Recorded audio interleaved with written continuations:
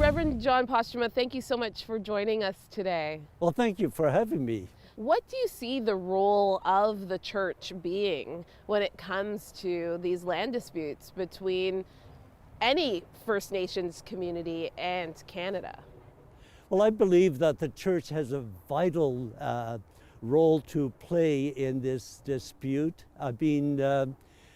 In many ways, that sometimes we as Christians are huddled in our own little congregations without realizing that we have been sent by Christ to go out and to make disciples of all nations. And what better time for us as Christians to show our colors as followers of Christ in the work of reconciliation and healing and restoration.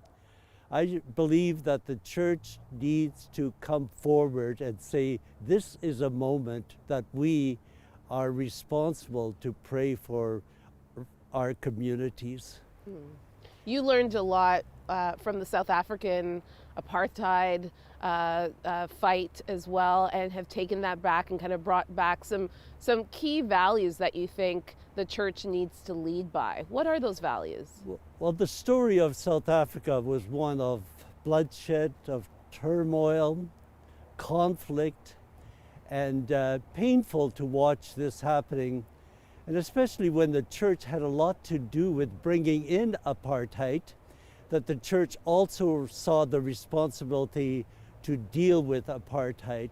And out of the apartheid years came a confession of the church called the Belhar Confession that dealt with three basic biblical principles: the principle of justice, of reconciliation, and unity.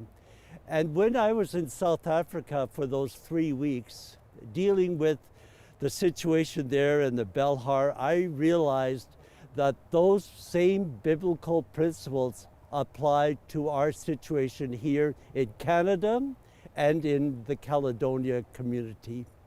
What's your prayer for this town?